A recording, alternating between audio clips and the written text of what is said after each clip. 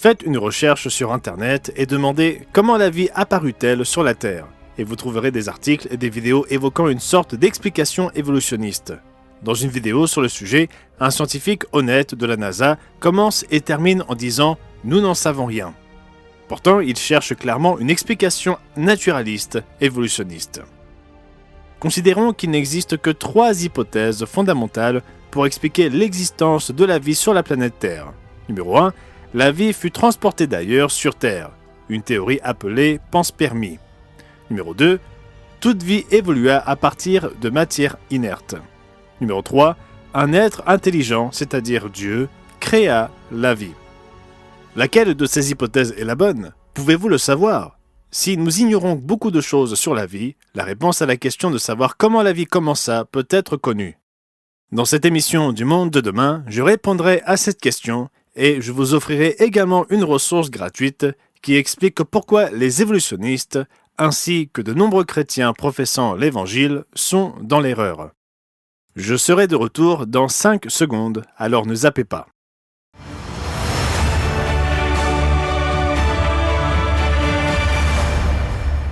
Un bonjour chaleureux de la part de tous les membres du Monde de demain. Aujourd'hui, je vais poser et répondre à la question suivante. Comment la vie débuta-t-elle sur la planète Terre? Plus tard dans l'émission, j'aborderai une autre question. Si Dieu est à l'origine de la vie, comment la créa-t-il? Tout d'abord, rappelons les 3 hypothèses basiques concernant l'origine de la vie sur la planète Terre. Numéro 1. La vie fut transportée d'ailleurs sur Terre, la théorie appelée panspermie. Numéro 2. Toute vie évolua à partir de matière inerte. Et numéro 3. Un être intelligent, c'est-à-dire Dieu, créa la vie. Abstraction faite des énormes problèmes posés par la vie, même d'origine bactérienne, voyageant sur de vastes distances dans l'espace depuis la nuit des temps et dans un environnement hostile à la vie, la théorie selon laquelle la vie aurait été transportée sur la Terre depuis un autre endroit de l'univers ne fait que repousser la question centrale. Si la vie a été transportée sur la planète Terre par une météorite ou un autre moyen inconnu, comment apparut-elle sur le point d'origine? Est-ce le fruit d'un hasard? Ou est-ce l'œuvre d'un esprit infiniment grand doté d'un pouvoir illimité? Depuis la publication de la thèse de Charles Darwin, L'origine des espèces, il y a plus de 165 ans, le besoin de Dieu a diminué dans l'esprit des gens. Après tout, si nous ne sommes que le produit d'une évolution aveugle, quel besoin y a-t-il d'un créateur divin? Cependant, au cours du dernier demi-siècle, des brèches considérables deviennent évidentes dans la thèse de Darwin. Notons-en 3. Brèche numéro 1. Les archives fossiles vont à l'encontre de l'évolution. Cela peut vous surprendre, car les évolutionnistes s'appuient souvent sur les fossiles comme preuve. Pourtant, ils savent pertinemment qu'il n'en est rien. Le manque de preuves fossiles a constitué un problème dès le début, et Darwin l'a admis. Mais on espérait qu'avec l'augmentation du nombre de fossiles trouvés, les intermédiaires, les fameux chaînons manquants, seraient découverts. Malheureusement pour les évolutionnistes, cela ne s'est pas encore produit. De temps à autre, nous entendons dire que le chaînon manquant a été trouvé. Mais est-ce vrai? La réponse est non, ce n'est pas le cas. Le problème réside en partie dans le fait qu'il ne s'agit pas d'un seul chaînon, mais de plusieurs milliers de chaînons qui sont nécessaires non seulement pour l'existence de l'espèce humaine, mais aussi pour toutes les créatures vivantes. Le scientifique Michael Denton lève le rideau sur les archives géologiques dans son livre perspicace intitulé « Évolution, une théorie en crise ». Comme nous le rappelle Stephen Stanley dans son récent livre Macroévolution, l'image globale de la vie sur Terre est à tel point discontinue, les fossés entre les types tellement évidents, que si nos connaissances en biologie s'arrêtaient aux espèces actuellement existantes, nous devrions nous demander si la doctrine de l'évolution n'est pas autre chose qu'une hypothèse excessive. Et comme le souligne Denton, et les scientifiques évolutionnistes doivent l'admettre, les transitions manquantes, c'est-à-dire les formes intermédiaires, ont posé un problème à Darwin dès le début. En 1860, bien que gênante, l'absence d'intermédiaires n'était pas fatale, car il était raisonnable d'espérer que beaucoup finiraient par être découverts au fur et à mesure du progrès de l'activité géologique. Cependant, le temps et les nouvelles découvertes n'ont pas été des alliés de l'évolution.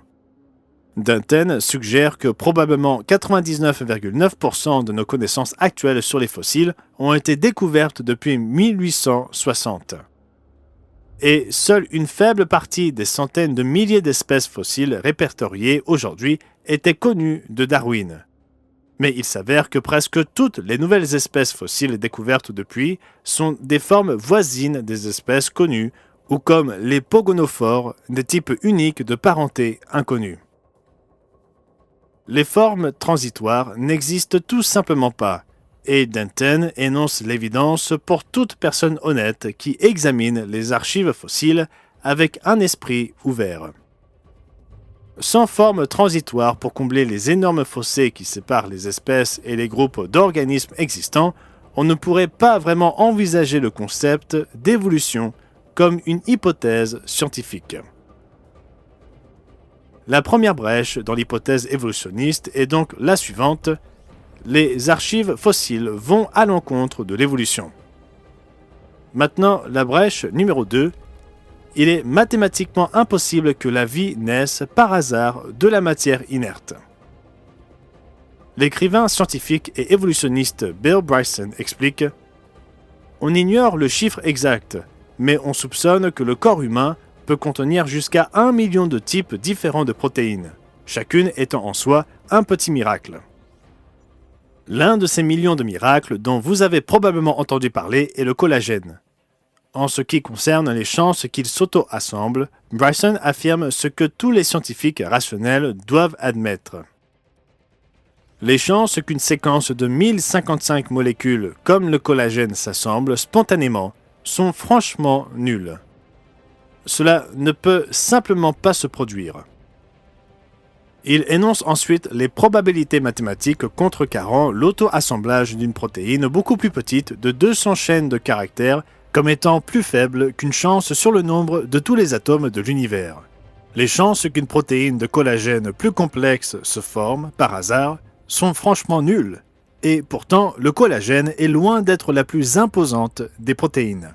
La titine confère de l'élasticité à nos muscles et bien plus encore, et elle contient quelques 33 000 acides aminés. C'est comme si l'on jetait des lettres de l'alphabet ensemble et que l'on formait par hasard une phrase cohérente composée de quelques 33 000 lettres ou plus. Il n'est donc pas étonnant que l'évolutionniste Bill Bryson fasse cet aveu remarquable. Selon toutes les lois de probabilité, les protéines ne devraient pas exister. Les documentaires animaliers et les livres sur la nature présentent généralement l'évolution comme un fait établi plutôt que comme une théorie. Cependant, cette théorie est en crise, comme l'explique Michael Denton dans Évolution, une théorie en crise. Jusqu'à présent, je vous ai présenté 2 brèches dans la théorie. Brèche numéro 1, les archives fossiles vont à l'encontre de l'évolution. Et brèche numéro 2, il est mathématiquement impossible que la vie naisse par hasard de la matière inerte. Je veux partager avec vous une 3e brèche, en fait un autre gouffre géant. Mais avant cela, je veux vous parler de la ressource gratuite d'aujourd'hui, le Dieu réel, preuves et promesses. Vous vous dites peut-être, je crois en Dieu. Alors pourquoi ai-je besoin de cette ressource? Le Dieu réel, preuves et promesses fournit des preuves de son existence qui suscitent la réflexion sous un angle inédit. Alors pourquoi ne pas renforcer votre foi avec des faits incontestables? Mon collègue évangéliste, M. Douglas Winnell, y pose ces questions importantes. Y a-t-il un vrai Dieu? Ou y a-t-il plusieurs dieux? Dieu est-il réel pour vous? Le Dieu que vous vénérez est-il celui que révèlent les pages de la Bible? Alors prenez votre téléphone ou rendez-vous sur notre site internet mondedemain.org pour commander votre exemplaire absolument gratuit, Le Dieu réel, preuves et promesses. Lorsque je reviendrai après cette courte pause, je révélerai une autre faille dans la théorie de l'évolution.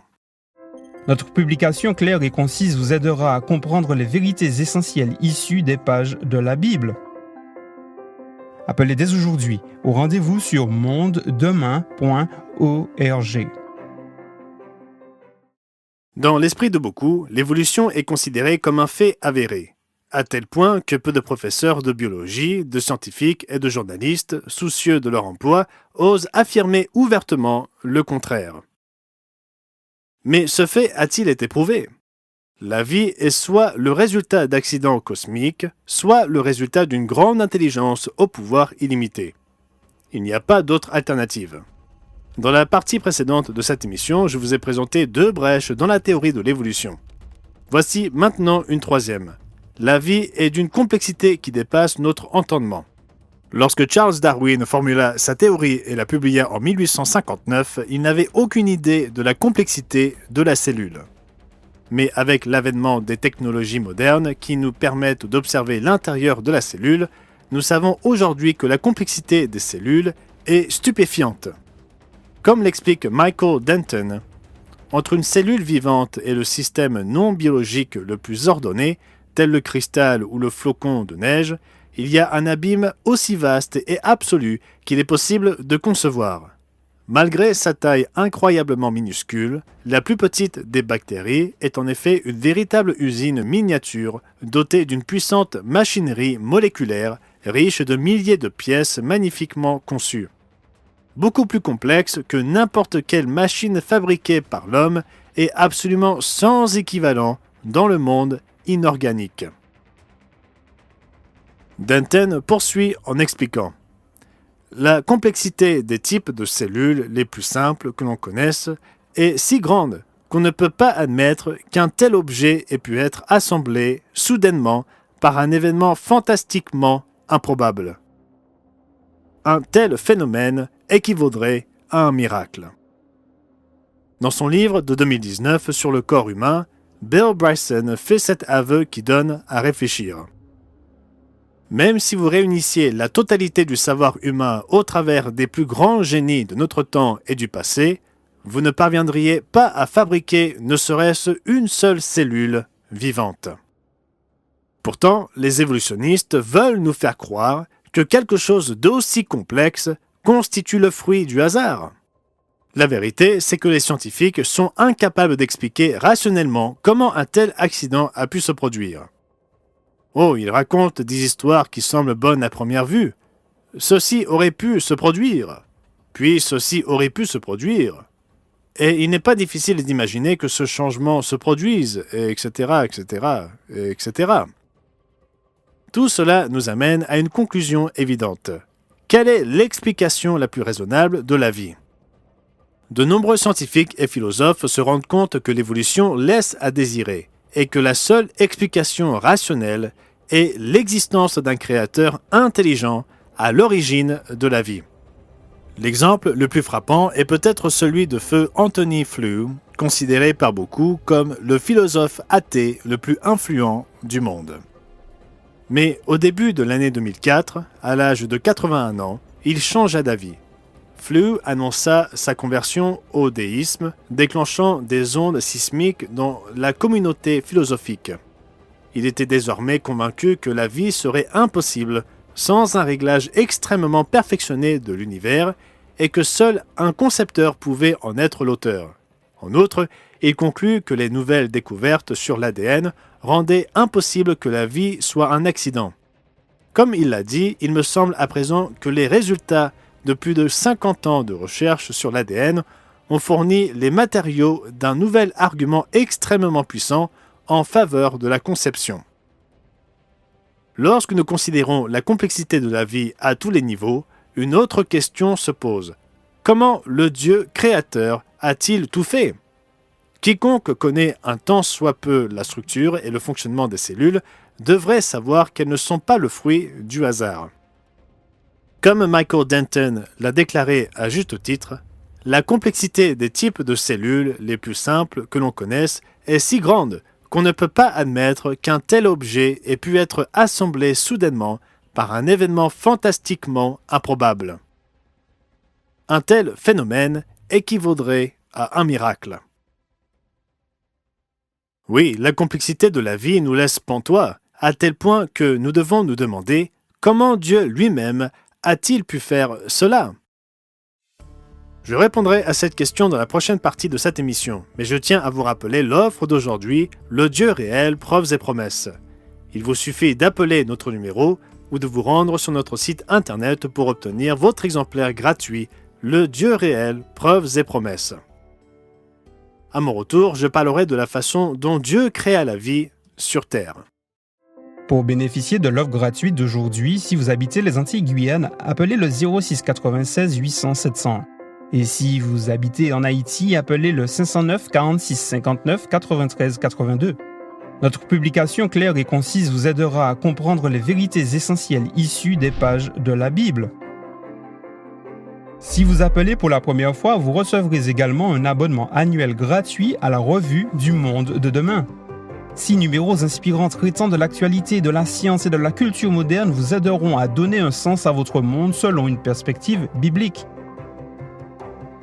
Appelez dès aujourd'hui et rejoignez les millions de personnes dans le monde entier qui se tournent vers le monde de demain pour y puiser la vérité, les sens des prophéties et l'espérance en cette période de confusion. Appelez dès aujourd'hui au rendez-vous sur mondedemain.org.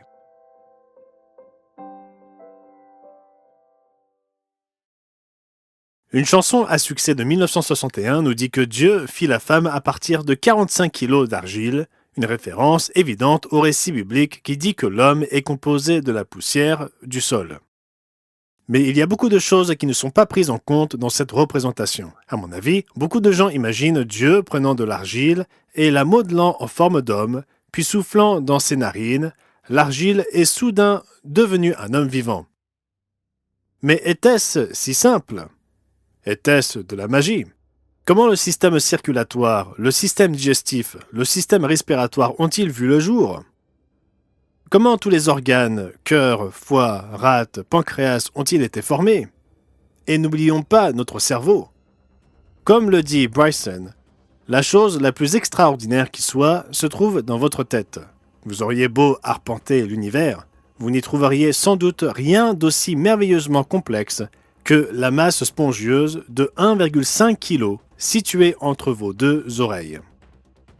Comment une chose aussi merveilleuse et complexe que le cerveau est-elle apparue ? Comment les cellules qui composent les organes et les systèmes, avec toutes leurs étonnantes organites et machines à protéines, sont-elles apparues soudainement ? Le corps humain et toutes les créatures vivantes, qu'elles soient grandes ou petites, sont conçues à partir du microscopique pour que le corps fonctionne comme un tout. Comme nous l'avons expliqué dans la partie précédente de cette émission, la complexité de la vie est telle que les scientifiques admettent volontiers qu'il est mathématiquement impossible qu'elle soit le fruit du hasard. Mais ils refusent d'envisager toute alternative à leur religion matérialiste. Mais s'il n'y a pas d'autre alternative que Dieu, comment a-t-il fait ? Comment a-t-il construit les cellules, les organes et tous les détails complexes en une seule fois avant que la décomposition, qui commence presque immédiatement, ne débute ? Pensez-y, chers amis. Ce n'est pas rien. Comment Dieu l'a-t-il fait ? Le psaume 33 et le verset 6 nous le disent. Les cieux ont été faits par la parole de l'Éternel, et toute leur armée par le souffle de sa bouche. Oui, par la parole de l'Éternel et par le souffle de sa bouche. On pourrait dire qu'il s'agit d'un texte poétique qui ne doit pas être pris au pied de la lettre, mais l'idée que c'est sur l'ordre de Dieu que l'univers et la vie sur cette planète ont vu le jour se retrouve dans toute la Bible. Remarquez que cela est confirmé dans le tout premier chapitre de la Genèse. Je ne vais pas le lire en entier, mais commençons par le verset 24. Dieu dit que la terre produise des animaux vivants selon leur espèce, du bétail, des reptiles et des animaux terrestres selon leur espèce. Et cela fut ainsi. Puis Dieu dit, faisons l'homme à notre image, selon notre ressemblance. Dieu créa l'homme à son image, il le créa à l'image de Dieu, il créa l'homme et la femme.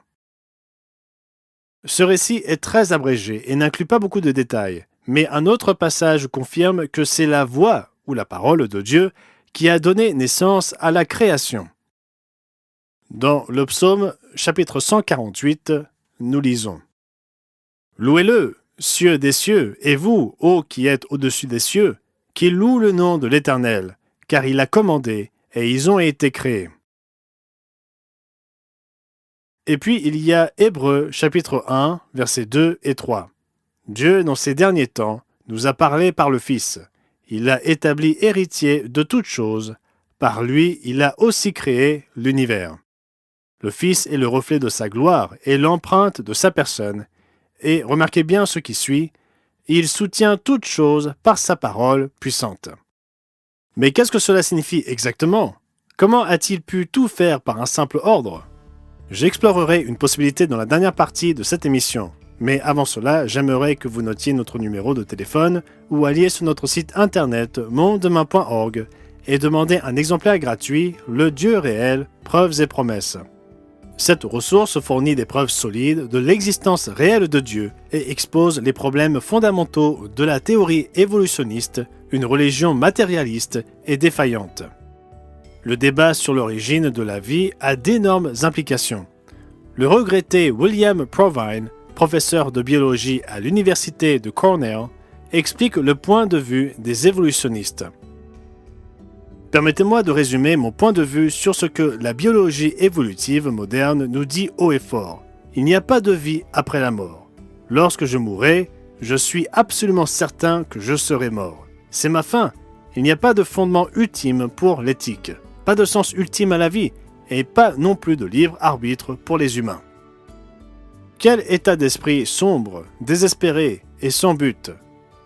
Mais c'est une chose de croire quelque chose, c'en est une autre de le prouver. C'est pourquoi vous avez besoin de preuves solides de l'existence de Dieu, et le Dieu réel, preuves et promesses vous aidera à savoir que Dieu existe vraiment. Alors commandez votre exemplaire gratuit dès aujourd'hui, et quand je reviendrai, j'explorerai une possibilité quant à la manière dont Dieu aurait pu créer la vie par la parole de sa bouche. Notre publication claire et concise vous aidera à comprendre les vérités essentielles issues des pages de la Bible. Appelez dès aujourd'hui au rendez-vous sur mondedemain.org. Bienvenue à nouveau. Dans cette émission du Monde de demain, j'aborde la question des origines de la vie.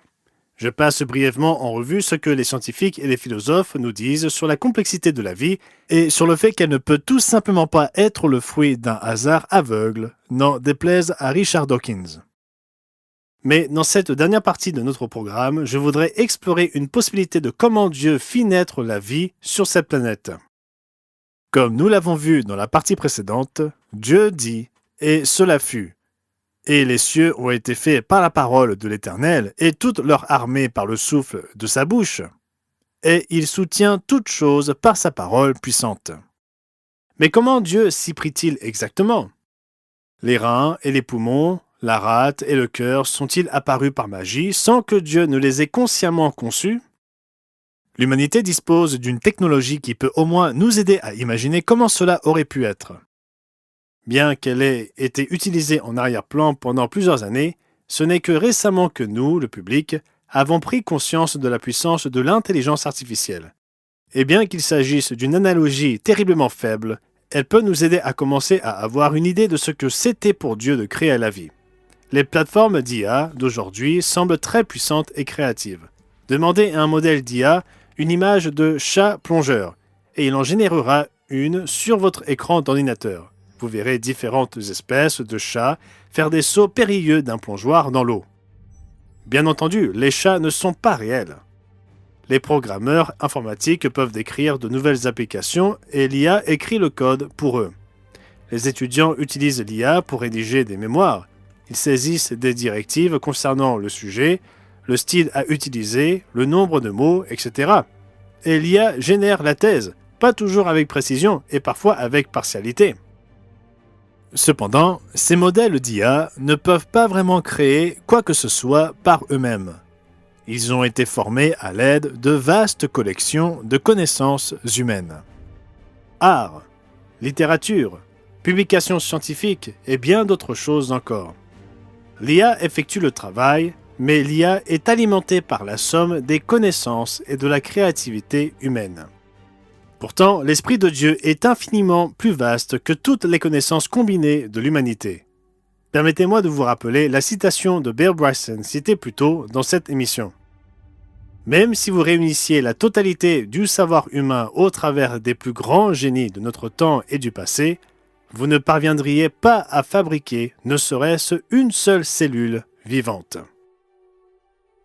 Dans notre analogie, aussi imparfaite soit-elle, L'Esprit de Dieu est un réservoir de connaissances infiniment plus vaste que ce que l'homme peut amasser. Dieu aurait pu réfléchir, planifier et concevoir chaque détail de la vie, depuis les subtilités des structures cellulaires jusqu'aux complexités des processus chimiques de la vie. Il lui a fallu concevoir, pour ainsi dire écrire, le code de la vie, c'est-à-dire l'ADN.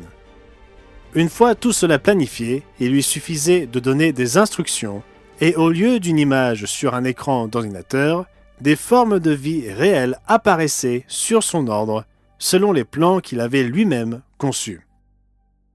En d'autres termes, bien que l'IA soit une analogie terriblement imparfaite, elle peut nous aider à voir comment chaque détail de la vie a pu être planifié dans la pensée de Dieu avant qu'il ne prononce sa parole. Et lorsqu'il parla, les éléments de l'univers qu'il créa ont obéi à ses instructions. La pensée et la puissance de Dieu sont largement supérieures aux nôtres. La vie n'est pas le fruit du hasard.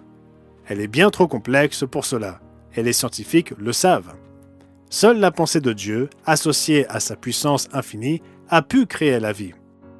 L'une de mes citations préférées est celle de Michael Behe dans le contexte des découvertes modernes révélant l'incroyable complexité de la vie cellulaire. Il écrit « Le résultat du cumul des efforts tendus vers l'examen de la cellule pour décrypter la vie au niveau moléculaire est un cri fort, clair et perçant scandant le mot « conception ». Et ce résultat est si clair et immense qu'il nous faut le considérer comme l'une des plus belles réussites de l'histoire de la science. Ce triomphe de la science aurait dû être salué par moult eureka, par des gestes de victoire et de congratulation, et peut-être même servir de prétexte à prendre un jour de repos. Aucune bouteille n'a pourtant été débouchée, et personne ne s'est livré à la moindre manifestation de joie ou d'éloge. À la place, un silence étrange et embarrassé s'est installé autour des nouvelles connaissances relatives à l'âpre complexité de la cellule. Les pieds se mettent à s'agiter et la respiration se fait un peu plus difficile dès que le sujet est abordé en public. Les gens sont néanmoins un peu plus détendus en privé. Si beaucoup admettent explicitement l'évidence, cela ne les empêche pas de baisser les yeux, de hocher la tête et d'en rester là. Pourquoi la communauté scientifique a-t-elle si peu d'égard pour sa magnifique découverte ? Pourquoi le concept de conception intelligente est-il manié avec des pincettes intellectuelles ? Tout simplement parce que ces découvertes ont laissé place à un dilemme. Si l'un des côtés de l'éléphant porte la mention « conception intelligente », son autre versant pourrait bel et bien porter la mention « Dieu ».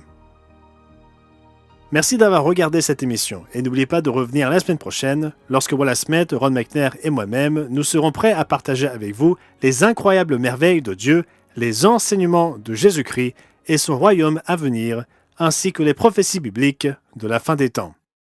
À la prochaine fois. Pour bénéficier de l'offre gratuite d'aujourd'hui, si vous habitez les Antilles-Guyane, appelez le 06 96 800 700. Et si vous habitez en Haïti, appelez le 509 46 59 93 82. Appelez dès aujourd'hui et rejoignez les millions de personnes dans le monde entier qui se tournent vers le monde de demain pour y puiser la vérité, les sens des prophéties et l'espérance en cette période de confusion.